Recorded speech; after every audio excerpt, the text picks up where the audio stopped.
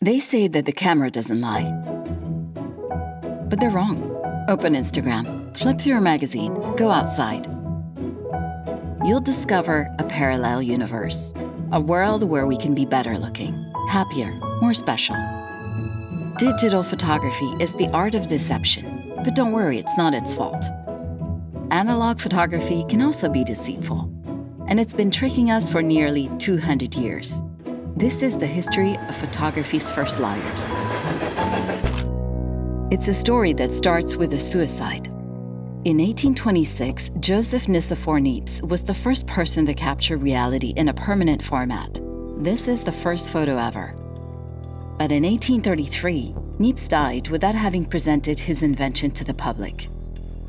And the plot thickened, as other entrepreneurs raced to research his photography methods. Making history was at stake. Who would be the first to patent the photograph? In 1839, Louis Daguerre, a colleague of Niepce, won that race. And Hippolyte Bayard was one of the losers. Bayard was able to perfect his photography method before Daguerre, but he ran into a problem. He didn't have friends at the French Academy of Sciences, and Daguerre did.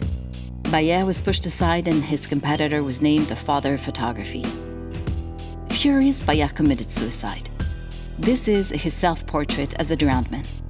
The image was disseminated along with the text. The government that was so generous with Mr. Daguerre has said that it can do nothing for Bayard, and the poor man has drowned himself. But the suicide wasn't real. The photo was a montage thought up by Bayard. He wanted to make those who had turned their backs on him feel guilty. Without realizing it, Bayard had become the subject of the first fake photo ever. Hardly 10 years after its birth, the camera had already learned to lie. During the following decades, new techniques were discovered at a dizzying pace. After the daguerreotype, the calotype, the cyanotype, and then glass plate photography. Photographic process required experience in materials that most people didn't have access to. Photographers were artisans who experimented with different ways of capturing the world. They used filters, double exposure, combination prints using multiple negatives, and various other methods. Retouching was now the order of the day. Abraham Lincoln used this to become president. It's 1860 and rumors of his ugliness have spread among the population. Lincoln, who was hoping to secure the nomination to run for president, went to the well-known photographer Matthew Brady to have his portrait taken. Brady was known for not being afraid of retouching his images, so he asked Lincoln to hide his fingers so no one would notice how long they were. He lengthened his neck. He focused the light on Lincoln's face to distract from his body, and it worked. That same day at the Cooper Institute of New York, Lincoln gave a speech that practically secured his presidential nomination. Later on, the reason for his success remained very clear to him.